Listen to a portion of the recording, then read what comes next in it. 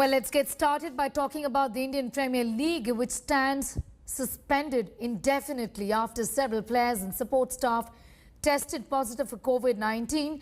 31 matches are still remaining in this season.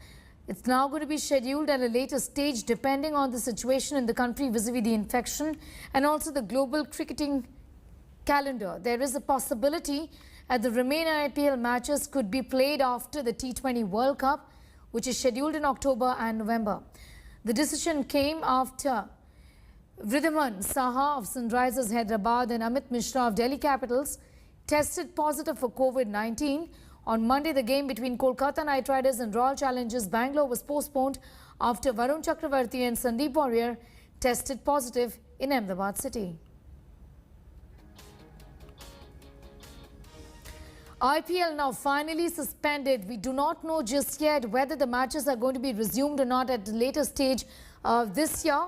What we know is that there were many cases of COVID-19 and clearly the bio bubble, which our reporters have been suggesting, was meant in fact to protect the players. There were no violations on that front. Like Boria had told us earlier, in spite of that, infections within the team, within the players and also the staff increased. Boria Majumdar is getting us more details on that story. He joins us from Kolkata. Boria, you did tell us earlier that the bio bubble essentially was working. There weren't any violations on that front per se, but somehow the infection crept into the teams, affecting the players and also the support staff, isn't it? And let me put this on record. I've actually spoken to the BCCI and several CEOs of the franchises, at least 4 of them. And from what I get, there's one thing that you can now pinpoint to, which was a mistake and a humongous mistake, and that was travel. Yes, there was no breach of bio bubble, and I can put this on record. There was no breach of bio bubble because the players, none of the players, and there are 4 bio bubble integrity managers assigned per team.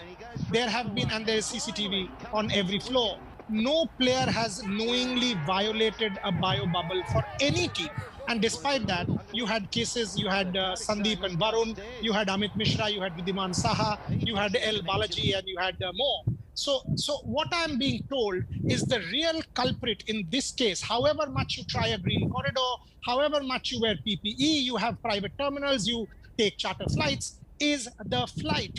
The travel is what threw everyone off gear. Because what happened at the start of the tournament, you assembled, there were a few cases, Anrik Nokia, Aksar Patel, Nitish Rana, etc. But you could go into quarantine. You could go into quarantine, isolate them moment they came in, and the rest weren't infected. But now what happened when you're traveling, you actually don't know if the infection is spreading. So there is no time now to go into quarantine for a 10-day period or a 14-day period. So the real culprit, if you ask me to break it down for viewers, has been the call that it will be played in 66 cities. Had it been Dubai, like it was in 2020, it would be okay. Had it been Mumbai, one city, multiple grounds, maybe it would have been okay. But this travel call has cost the IPL big time, despite players not breaching the bio bubble. And I'll also tell you this, there's a big question mark.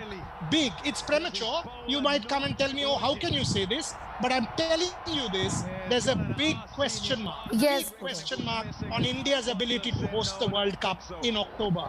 I do not think at this point in time anyone can put hand on heart and say India will be in a position to host that World Cup. UAE has already been selected as backup option.